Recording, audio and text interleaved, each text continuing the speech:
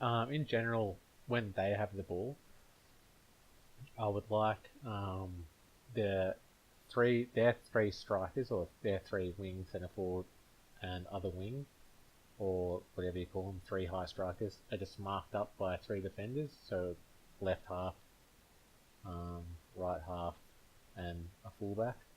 So how it looks, it just depends on where the players are. So, you know, if that player goes out wide, then obviously that defender will be out here defending on them. Or if that this inner is out wide as well, that means that player will be out marking a bit out wider.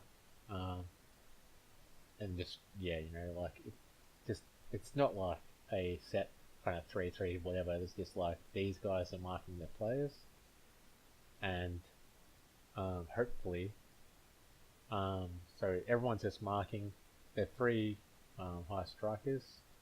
So our three strikers are kind of pressing, and we try and free up our high fullback so he can play as a sweeper role across the middle here, and he doesn't have to worry about following a player. He can call instructions to everyone else in the press, um, and make sure everyone's manned up properly. And as the ball comes through, so depending on where it is, our sweeper um, tries to always stay on the goal line. So if we drew a line between the ball and the goals, that's where we would like him to be, depending on where the ball is.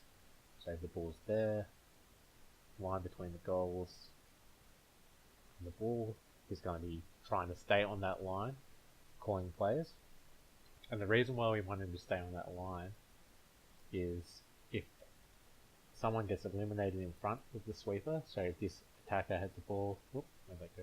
This attacker has the ball, manages to eliminate that defender, then he's in the exact right spot to come and engage that player. So then if one gets eliminated, he can engage and slow that play down, and the person who got eliminated can run in behind and free up someone else, or depending on how the game's gone, they could get in behind there and act as the free one. So yeah, basically, um, the fullback here, high fullback, try and free him up whenever they've got the ball. Try and get that spare, and everyone else kind of marks up. Inners just mark their player. Centre half just marks their player.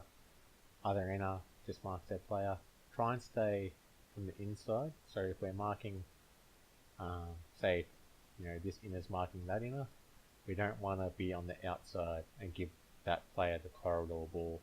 We always want to protect the centre, so we always mark on the inside of the field, protecting the corridor. And then if they do go wide, we'd prefer it on this side than on the inside like that, because then he's got lots of space to throw that ball inside, and they can attack a lot better and have a lot more options throwing the ball inside than if we're just here. They've only really got down the line or like that kind of ball. So always mark inside. Yeah, and center inner mark up, center half mark up, other inner mark up. Our three strikers are pressing, so they're in this kind of formation. We don't want them really wide like that, because that allows easy balls through these gaps. So we want to bring them in. Even if that allows that first wide ball, we can allow that, and then from there they can hunt that ball across and really push that player and try and hunt that ball. It's important that these three players are really important. So if there's a 16 and we've just had an attacking play we've missed, and these three players are dawdling back, it just opens this right up, because all of a sudden they've got three players everywhere, and the numbers advantage, they can just eliminate down the field. So yeah, so it's really important those three strikers getting that line, and then when it does go wide, we must press it straight away.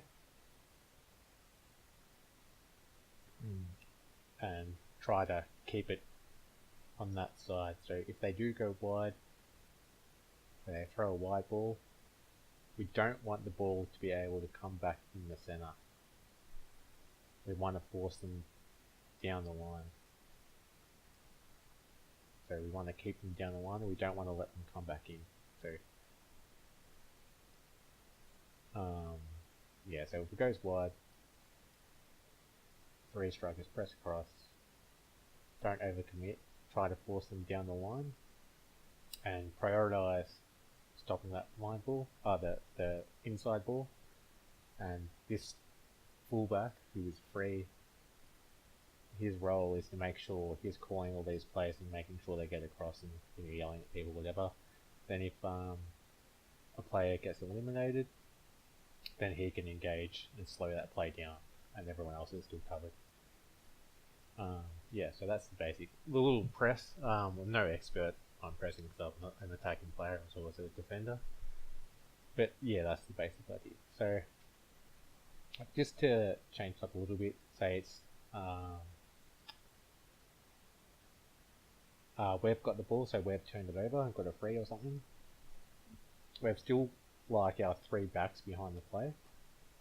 So that back, that back, that back. They stay behind the play, but this spare has to kind of engage, because if we don't get up the field and engage, they're going to have a spare here, and we're going to be at a disadvantage going forward because we're going to have an extra defender in there. So that high full, or whoever it is, maybe the centre half spare, doesn't matter, has to engage the play, so he can push up, take that free hit, and then we can still use these players because generally, unless they're being lazy, they'll follow you, and if they don't follow you up, then we're going to get a numbers advantage anyway. So that player will follow up, look for the switch, and then if that high striker chases, then we don't really have to worry. That player can just kind of continue attacking, and we can still mark up the other 2 strikers.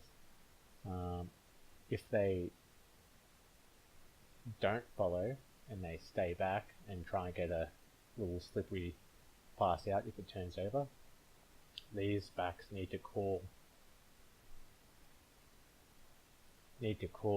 and let this guy know that he's got to come back in and defend and just like guard the center a bit for us, because we don't want a easy ball out and then have a 2-on-3 situation. So it's our ball. Say we've got the free hit. We push up to even up the numbers. Halfback pushes up for the overlap, and then if that high striker doesn't follow up and stays out, we try and get a sneaky one out. We've switched the ball. We've already switched the ball across, so it's very unlikely that we're going to try and come back from there. We're going to be switching the ball across and then going into the circle this way. We're not going to try and come across backwards because we're going back in the congestion where we came from. So this player can just slot back in, and then he's also there for a lay back out if we do happen to decide to go right back, we can, but we've switched across, we want to go in. So that comes across. These players let him know, that guy's not going up, come back, and then we can just shuffle across. So this guy shuffles back, shuffles out,